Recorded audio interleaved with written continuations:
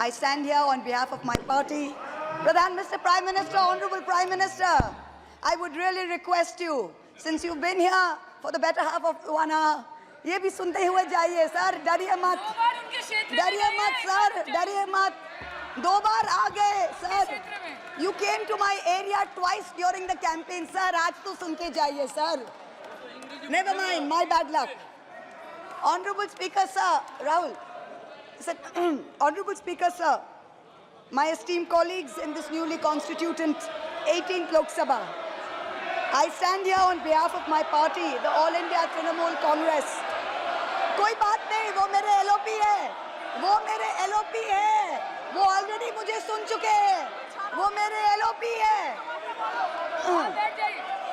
Honorable Speaker, sir, my esteemed colleagues, in this 18th Lok Sabha, I stand here on behalf of my party, the All India Trinamool Congress, to speak on the Honorable President's address.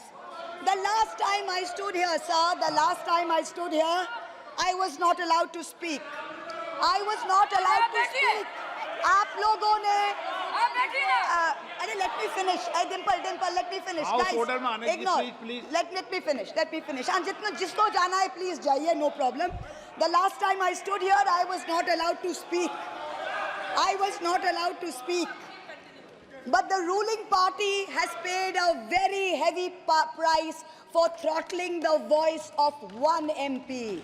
मुझे बैठाने का चक्कर में जनता ने आपके 63 सदस्यों 63 जन को परमानेंटली बैठा दिया. You have gone down from 303 to 240. In my maiden speech in the Lok Sabha in June 2019, I spoke on the 7 signs of fascism that were taking over this country. 5 years to the date, on June 27, 2024, this House saw the unprecedented scene of the marshals welcoming the President of India, the Honorable President, with a Sengol in their hand. The Sengol is a symbol of the supreme authority of a monarch. It has no place in the temple of a constitutional democracy. But, Honorable Speaker, sir, it is understandable why this happened. Because the BJP has still not understood that their 303 brute majority, their Rajtantra, has been reduced to a 240-seat minority by the Loktantra. They are still living in the world of the Sengol. This sudden changed reality, this new reality, is yet to sink in for the treasury benches and especially for the speechwriters of the Honorable President's address. The speech that the Honorable President read out, she said, the people of India have elected a stable government with a clear majority. Please do not embarrass the office of the President by using poorly edited cut and paste versions of old speeches. This is not a stable government. It depends on multiple allies with a history of U-turns. It has not got a simple majority. The BJP is 32 short of 272. It is going to be a very hard landing for the treasury benches, as was obvious today. This time, there are 234 warriors this time, firmly united, and we have walked through fire to walk through these doors, so you will not be able to shut us up this time the way you did last time. There are numerous statements in the Honorable President's address that defy even a tenuous link to truth and to reality. Like in my 2019 maiden speech when I spoke on 7 signs, today I have picked out 6 themes from the Honorable President's address, and I will analyze how each of them is an exercise in fallacy and exercise in untruth. The address covers many issues, but I have chosen 6 themes. The first theme, the Northeast. The Honorable President's address says that the government has increased allocation for the Northeast by 4 times, has worked for increased and lasting peace in the area. Now, I have one question. Why is the word Manipur nowhere in the speech? Why do we refer to the generic Northeast? During the Lok Sabha campaign, the BJP, the ruling party, the Honorable Prime Minister mentioned many words beginning with the letter M. Musalman, Mullah, Madrasa, Mughal, Mutton, Machli, Mujra, Mangal Sutra, but not once did they mention Manipur. We don't need to act east. The government says we want to act east. We don't need you to act east. Look east, walk east, and most important, embrace east. I stand here for my brothers and sisters of Manipur, and I quote the revolutionary poet Pablo Neruda. One morning the bonfires leapt out of the earth. One morning the bonfires leapt out of the earth, devouring human beings. And from then on, the fire. From then on, blood.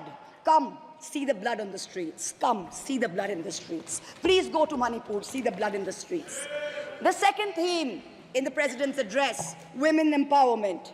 The speech says, women in our country have been demanding greater representation in the Lok Sabha and Vidhan Sabhas, and today they stand empowered by the Women's Reservation Act. This is a complete untruth.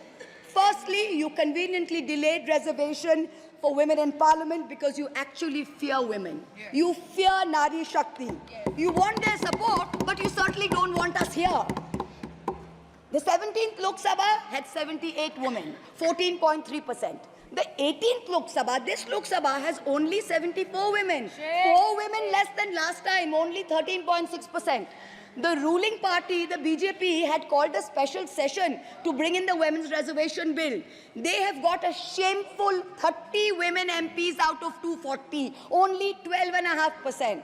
It is only Mamata Banerjee's Trinamool Congress that in 2019 had 37%, and even this time has got 38%.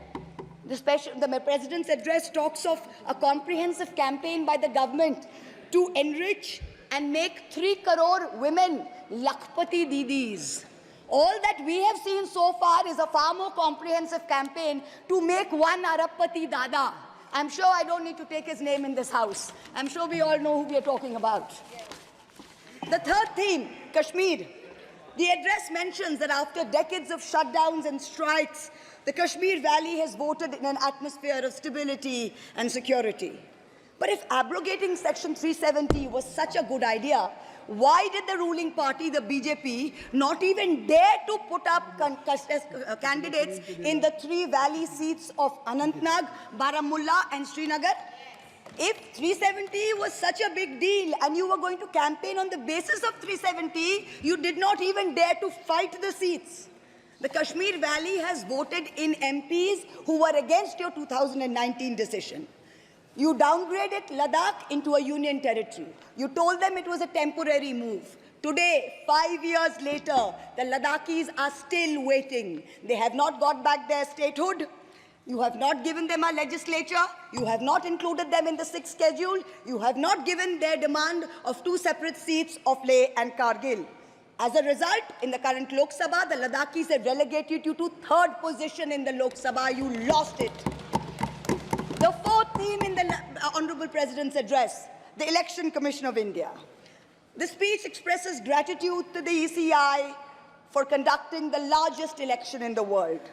With all humility, with no intent to denigrate the office of what used to be the august constitutional body of this land, let us as members of this opposition put on record that we won in spite of the EC, not because of it. The commissioners chosen by a government-dominated panel in willful disobedience of the Supreme Court turned a deaf ear to the most egregious violations of the Model Code of Conduct by the ruling party, by the Honorable Prime Minister with his hate-filled speeches and his divisive religion-based rhetoric. This country has been ashamed and disgusted by the language used against minorities during this campaign. This election will go down in history where an eager and compliant election commission turned a blind eye and a deaf ear against the excesses of the ruling party when the MCC was in effect. Opposition leaders were arrested, party accounts were frozen, ED and CBI even came into our election offices with impunity. Ultimately, the voters took charge and they said, "Bahut ho gaya." Enough is enough. The 5th theme, and here I have to commend the speechwriter's very dark, almost macabre sense of humor. The Indian Railways, aviation and infrastructure. The address says that work on the Ahmedabad-Mumbai bullet train is going on at a fast pace, and Indian Railways is doing feasibility studies for bullet train corridors in the north, in the south, in the east of India. Now, I'm going to ask the government a question. Why are you, Honorable Chairperson? Is this a cruel joke? You are sanctioning 1,08,000 crores, 1,08,000 crores for one single Mumbai-Ahmedabad bullet train. A basic high-speed rail network costs 200 crores per kilometer. The Indian Railways is touting the Kavach anti-collision system. It's an automatic train protection system as the cheapest in the world, says 50 lakhs per kilometer is the cost. The total rail tracks in India is roughly about 126,000 kilometers. So the cost of covering all of India with Kavach is going to be 63,000 crores. All of India's Kavach costs 63,000, and one single Ahmedabad-Mumbai bullet train costs 1,08,000. Please look at the numbers. Last June in Balasore, 3 trains collided, 296 people died. The ministry said Kavach was not operational on that route. Last week, Kanchenjunga Express collided with a goods train in New Jalpaiguri. 10 people died. Again, the ministry said Kavach is not operational on the route. The Economic Times had a survey which said at the current level of funding, it will take 50 years for all of India to be covered under Kavach. And you're telling us about bullet trains. And please don't start shouting about what it was during Nehru's time. We don't know and we don't care. False equivalences cannot take the place of real body bags. The address mentions about how India is apparently the 3rd largest domestic aviation hub of the world. In truth, India's airports have become domestic hazard hubs. First in Jabalpur, then in Delhi, then in Rajkot. Newly constructed airports have canopies falling down, killing people. The newly constructed Rampat in Ayodhya has had 3 cave-ins in the last week. The Pragati Maidan tunnel is flooded. The Atal Setu has developed cracks. The Ram temple's roof is leaking. This is exactly what happens when infrastructure is poorly planned and rushed in order for photo opportunities by the supreme leader. The sixth theme, competitive cooperative federalism. Honorable Chairperson, sir, the last decade saw the most brutal government-sponsored throttling of cooperative federalism that this country has ever seen. I speak for my own state of West Bengal. The centre has withheld 7,000 crores in Manrega funds. 17 lakh households have been deprived for work already done. It has held back 8,200 crores under the rural housing scheme, over 11 lakh houses sanctioned but not paid. Another 1,000 crores has been held back in pension and PMGSY. A total of 16,000 crores. When we went to meet the Rural Development Minister, we were dragged out by the Delhi police and bundled into prison vans. Last week, as a delegation, we went to meet with Atishi of the AAP, who was on hunger strike. Look at what is happening in the AAP government in Delhi today. The Aam Aadmi is in power in Delhi. There was a 1994 water sharing agreement which mandated Haryana to release 613 million gallons of water per day to Delhi. Haryana is run by the BJP government, and they have reneged on this agreement. They are releasing 100 million gallons less per day, as a result of which 28 lakh people in Delhi are having to go without water per day. This government's competitive cooperative federalism seems to be an exercise in how to compete on how to choke opposition-run states. भैया हमको बैठाना आप पे बहुत भारी पड़ा, हमको मत बिठाइए, बहुत भारी पड़ा आप पे, बहुत भारी पड़ा. The government spent the past 5 years. Honourable member, kindly address to the chair. The government spent the first 5 years in almost perfecting an elected autocracy. And by the end of 2023, this government had reached the pinnacle of their arrogance, where this parliamentary democracy was replaced by a monstrous super cult, the cult of the supreme leader, the non-biological leader, born of the Paramatma, who stood in this house and proclaimed, "Abke baar 400 par, and ek akela kitno pe bhari pada." This was the turning point. This was the turning point when the destiny of the ruling party changed. Whether in Greek mythology, whether in Indian mythology, if you act with arrogance towards the gods, you will be punished. We have 33,000 gods in India. But in our democracy, the most supreme of them is the Gana Devata, the Lord of the people, and they have punished you.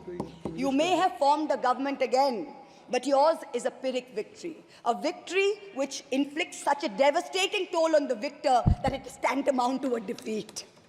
In Bengal, the supreme leader started his Vijay Sankalp Yatra on March 1st in the constituency of Arambagh, then came to Krishnanagar, then came to Barasat, ended on May 29th in Calcutta. मेरे ऊपर तो विशेष कृपा की उन्होंने दो बार आए. The BJP lost all these seats. The Honorable Prime Minister did 23 campaign meetings in Bengal and lost in 20 seats. In Maharashtra, the Honorable Prime Minister campaigned in 18 seats. The NDA lost in 15 of them. एक अकेला कितनों पे भारी पड़ा. In Punjab, he campaigned in Hoshiarpur, in Jalandhar, in Patiala, in Gurdaspur. The BJP all lost all the 4 seats. एक अकेला कितनों पे भारी पड़ा. In Rajasthan, he campaigned at Banswara with the most disgraceful references to Muslims. In outright violation of the law, the EC kept quiet. Not only did the BJP lose Banswara by over 2 lakh votes, the BJP, which had won 25 on 25 in 2019 and won the state government only months ago, came down to 14 seats. Ek akela kitno pe bhari pada. 3 states, Uttar Pradesh, Maharashtra and Bengal, account for 170 seats. That is exactly 1/3 of India. The BJP won in only 54 of them. Ek akela kitno pe bhari pada.